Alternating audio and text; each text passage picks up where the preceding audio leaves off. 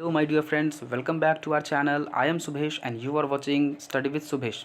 Friends, पिछली video में हम लोगों ने प्री हिस्टोरिक बैकग्राउंड के बारे में चर्चा की थी, जिसमें हम लोगों ने कुछ इंट्रोडक्शन देखा था। हम लोगों ने देखा था कि ह्यूमंस की शुरुआत कैसे होती है। इस पर हम लोगों ने दो व्यूज़ देखे थे, एक था हमारा धार्मिक मत और दूसरा था वैज्ञानिक।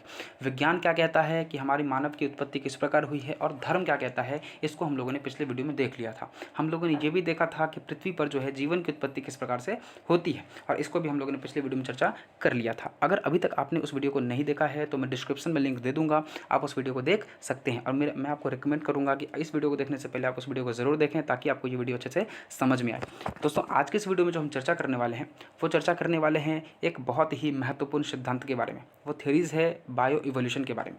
ठीक है, तो बेसिकली पिछले वीडियो में तो हम लोगों ने बस ये देखा कि किस प्रकार से जीव की उत्पत्ति हुई है, ठीक है ना। लेकिन इस वीडियो में जीव की उत्पत्ति के संबंध में, या फिर उसका डेवलपमेंट कैसा होता है, जो हमारे स्पीसीज़ हैं वो डेवलप कैसे करते हैं, इसके संबंध में कुछ थ्योरीज दी गई हैं, ठीक है ना। उसी थ्योरीज को आज के इस वीडियो में हम लोग चर्चा करने वाले हैं। जब हम बात करते हैं थ्योरीज ऑफ बायो इवोल्यूशन की, तो सबसे पहले कुछ थ्योरीज हमारे जो माइंड में आता है वो है लैमार्किज्म एंड डार्विनिज्म। तो हम इसी दो टॉपिक को आज के इस वीडियो में बात करने वाले हैं, ठीक है, और बारी बारी से दोनों को समझेंगे। जो पहला है हमारा थ्योरीज ऑफ बायो इवोल्यूशन में, वो हम समझने वाले हैं लैमार्किज्म को। आप जो अभी एक तस्वीर देख रहे हैं आपके स्क्रीन पर, उनका नाम है लैमार्क। अगर हम उनके बारे में कुछ बातें की जाए तो इनका पूरा नाम की बात करी जाए तो इनका पूरा नाम था सर जॉन बैप्टिस्ट लैमार्क। यहाँ पे जीन लिखा हुआ है, बट फ्रेंच वर्ड में इनको जॉन कहते हैं, ठीक है। तो आप यहाँ पे देख सकते हैं इनका नाम सर जीन बैप्टिस्ट लैमार्क है, ठीक है। तो यहाँ पे इस चीज़ को ध्यान रखेंगे आप, ठीक है। अगर बात करें तो ये कहाँ के वैज्ञानिक थे, तो ये एक फ्रांसीसी वैज्ञानिक थे, फ्रांस के वैज्ञानिक थे, ठीक है। अगर इनके बर्थ ईयर की बात की जाए तो 1774 में और इनका बर्थ होता है, और 1829 में, है ना, इनकी डेथ हो जाती है, ठीक है। और इन्हें जो है लैमार्क साहब को father of theory of bio evolution कहा जाता है। मतलब इस थ्योरी को देने का जो सबसे ज़्यादा जनक माना जाता है, जिन्हें, है ना, इस सिद्धांत का जनक माना जाता है, उसे लैमार्क को माना जाता है, ठीक है। लैमार्क साहब को माना जाता है। इन्होंने एक 1809 में एक इन्होंने एक रिसर्च बुक लिखी, ठीक है ना, पब्लिश की, और उसमें इन्होंने एक थ्योरी दी। और जो उन्होंने अपनी जो रिसर्च बुक में जो एक थ्योरी दी, है ना, वो थ्योरी ऑफ बायो इवोल्यूशन बना, ठीक है। और उसमें उन्होंने कुछ बातें लिखी हैं, कुछ बातें बताई हैं कि किस तरह से जो भी स्पेसीज़ हैं उनका विकास कैसे होता है ना, कैसे धीरे धीरे करके आगे चल के वो कहाँ से कहाँ तक पहुँचता है। इस बारे में उन्होंने कुछ 2-3 पॉइंट्स, है ना, 3-4 पॉइंट्स उन्होंने बताई हैं। मैं आज उन्हीं पॉइंट्स को आपके सामने रखने वाला हूँ और आपको समझाने वाला हूँ एक एक पॉइंट एक एक करके, ठीक है। तो आपको एक एक पॉइंट्स बिल्कुल अच्छे तरीके से विद एग्जाम्पल्स समझ में आ जाएंगे। तो बेसिकली अगर बात की जाए, आपसे अगर 1 मार्क में क्वेश्चन पूछा जाता है कि लैमार्क साहब ने जो थ्योरीज ऑफ बायो इवोल्यूशन के नाम पर एक जो भी रिसर्च बुक लिखी थी, उस रिसर्च बुक का नाम क्या है, तो आप कहेंगे फिलोसफिक जूलॉजिक। ये फिलोसफिक जूलॉजिक नाम की एक किताब थी, है ना, रिसर्च बुक थी, जिसमें उन्होंने इस सिद्धांत को दिया था।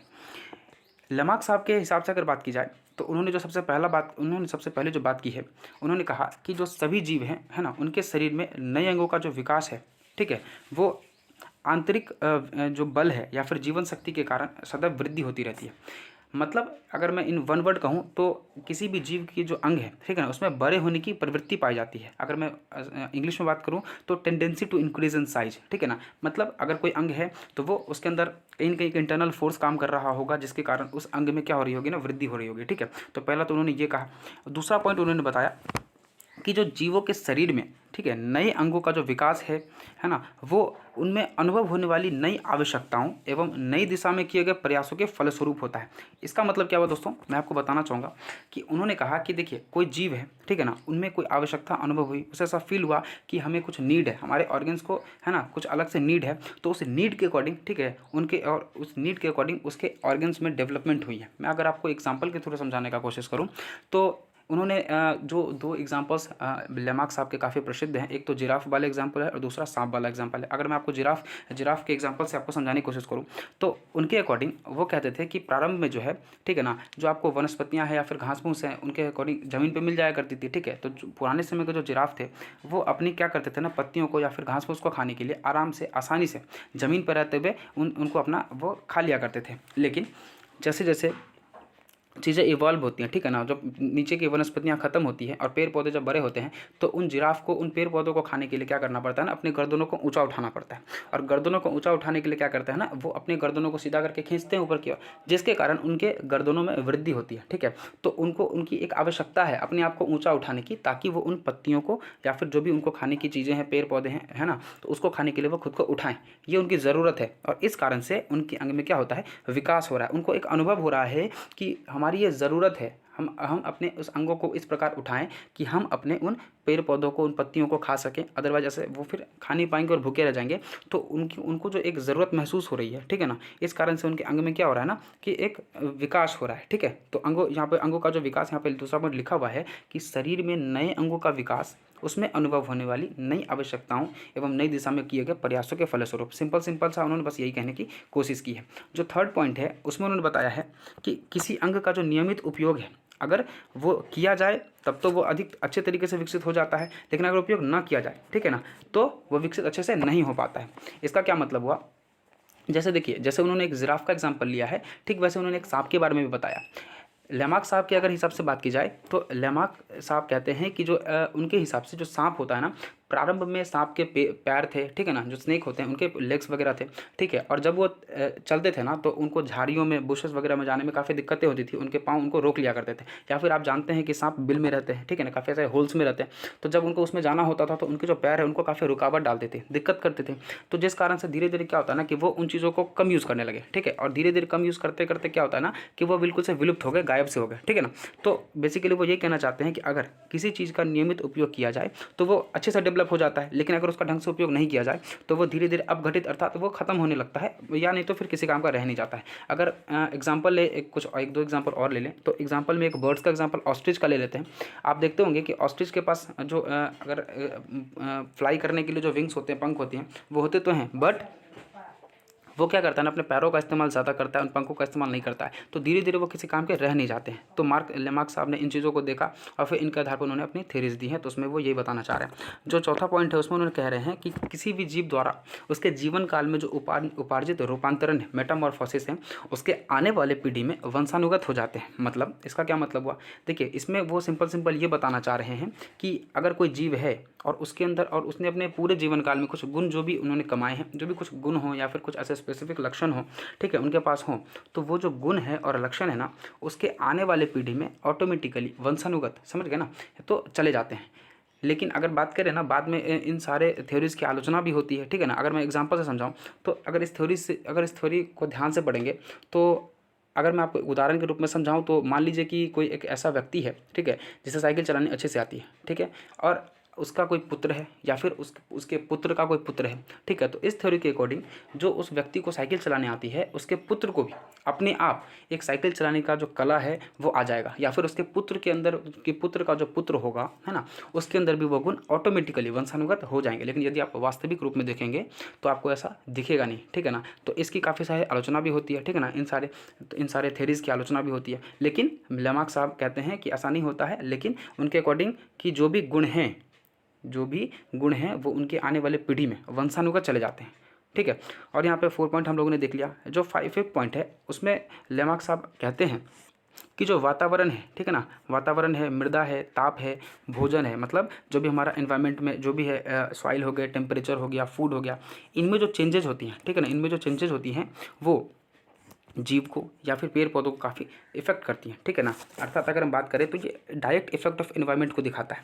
डायरेक्ट इफेक्ट ऑफ एनवायरनमेंट को किस तरह से दिखाता है, अगर आप देखेंगे ध्यान से, टेम्परेचर भी काफ़ी हद तक क्या करता है ना, जीव को, पेड़ पौधों को इफेक्ट करता है। किस तरह से इफेक्ट करता है, अगर आप देखें कहीं पर बिल्कुल ठंडे इलाके में चले, ठीक है ना, तो आप वहाँ के पोलार बियर को देख ले, है ना, उनकी जो स्किन होती है वो काफ़ी वाइट होती है, और उनके जो स्किन पे काफ़ी सारे फर होते हैं जो कि उनको क्या करते हैं ना, वहाँ पे बचाते हैं वैसे कंडीशन से। वो काफ़ी ठंडी एटमॉस्फेरिक कंडीशन होती है, वहाँ से उनको बचाते हैं, है ना। लेकिन अगर आप अदर जगह देखें, ठीक है ना, ठंडी जगह पे ना देखें, कहीं गर्म जगह या फिर उसकी अपेक्षा किसी गर्म इलाके में देखें तो आपको ऐसा कुछ देखने को नहीं मिलेगा। या फिर अगर मैं दूसरा एग्जांपल लूँ तो आप देख सकते हैं कि जहाँ पे अधिक टेम्परेचर है ना, गर्मी काफ़ी पड़ रही है, वहाँ के लोगों की जो, या फिर किसी भी जीव जंतु का कलर है ना, वो अधिक डार्क रहेगा, ठीक है ना। और जहाँ पे टेम्परेचर उतना ज़्यादा नहीं आ रहा है तो वहाँ पे डार्क नहीं रहेंगे, लाइट रहेगा, गोरा, आपको एक गोरा स्किन देखने को मिल सकता है, ठीक है। तो इस तरह से यहाँ पे जो भी इन्वायरमेंट है या फूड है या फिर टेम्परेचर हो गया, गया, सॉइल हो गया, काफ़ी हद तक इफेक्ट करते हैं आपको जीव को या फिर किसी पेड़ पौधे को, ठीक है।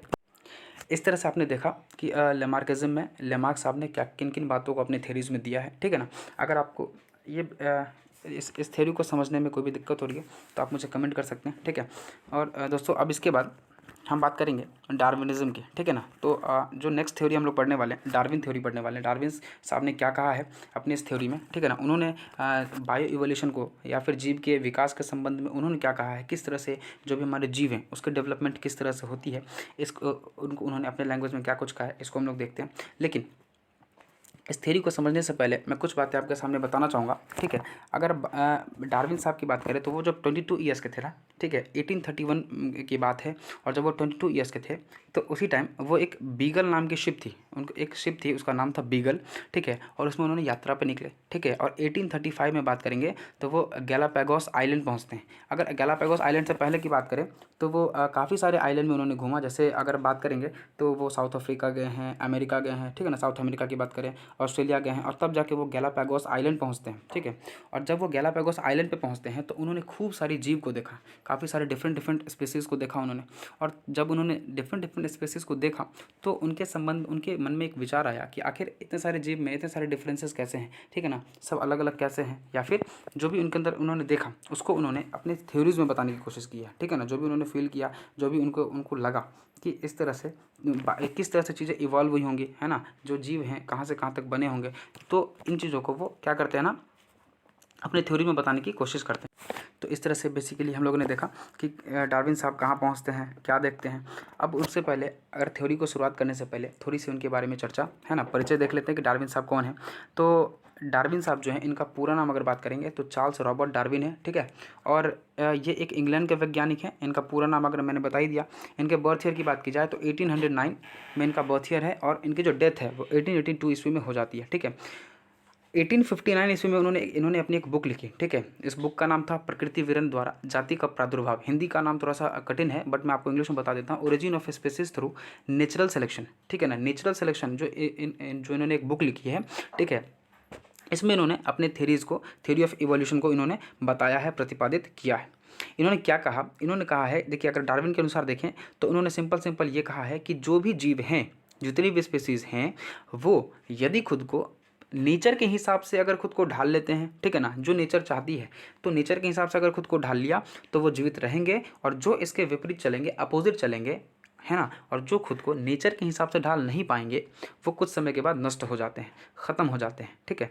इसीलिए जो उन्होंने कहा है कि जो कमज़ोर जीव हैं, ठीक है ना, उनको नष्ट कर देती है प्रकृति, और एक प्रकार की छटनी करती है ना, वो कहीं ना कहीं हटाती है उन सभी जीवों को प्रकृति अपने से दूर कर देती है जो प्रकृति के हिसाब से खुद को ढाल नहीं पाते हैं, ठीक है। और जो ये सिद्धांत उन्होंने दिया, इसी सिद्धांत को प्रकृति वरणवाद कहते हैं, मतलब थ्योरी ऑफ नेचुरल सिलेक्शन कहते हैं। तो theory of natural selection overall में अगर इन शॉर्ट में आपको बताना चाहूँ तो सिंपल उन्होंने ये कहा है कि कोई भी ऐसी जीव है, स्पीसीज है, ठीक है ना, जो नेचर के हिसाब से खुद को अगर ढाल लेगी तो वो नेचर में जिंदा रहेगा, और जो खुद को ढाल नहीं पाती है वो इस नेचर में जिंदा नहीं रह पाएगा। नेचर उसकी छटनी कर देती है, उसकी समाप्ति हो जाती है, वो ख़त्म हो जाता है, ठीक है। और यही थ्योरीज ऑफ नेचुरल सिलेक्शन कहलाता है डार्विन का, ठीक है।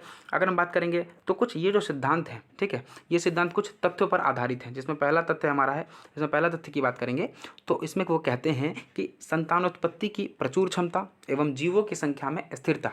अगर बात करें enormous rate of fertility and constant number of animals. इसका मतलब क्या हुआ, इसका मतलब ये हुआ कि इसमें डार्विन साहब कहते हैं कि जो जीव है, ठीक है ना, उसके अंदर संतान की उत्पत्ति करने की जो क्षमता है वो पर्याप्त है ना, खूब सारा है, लेकिन उसकी संख्या में स्थिरता बनती है। कैसे बनती है, जैसे अगर मैं एक फ़िश का एग्जांपल लूँ तो आप देखते होंगे या फिर जानते भी होंगे, जो फ़िश है एक साथ अपने साथ खूब सारा एग्स देती है, ठीक है ना, बहुत सारा एग्स देती है, लेकिन क्या वो सारे के सारे एग्स फिश में बदल जाते हैं, या फिर वो सारे एग्स में से फिश निकल पाते हैं? नहीं, ऐसा नहीं होता है।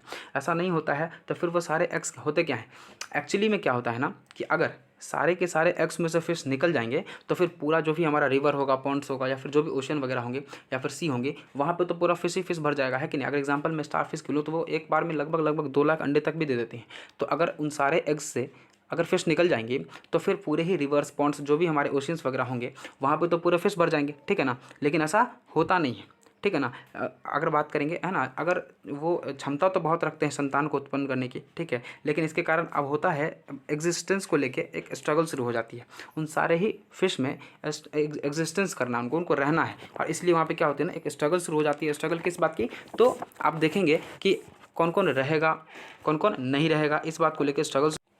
अब जो जीव हैं उनका जो नंबर है वो कांस्टेंट कैसे बना रहेगा, ठीक है ना।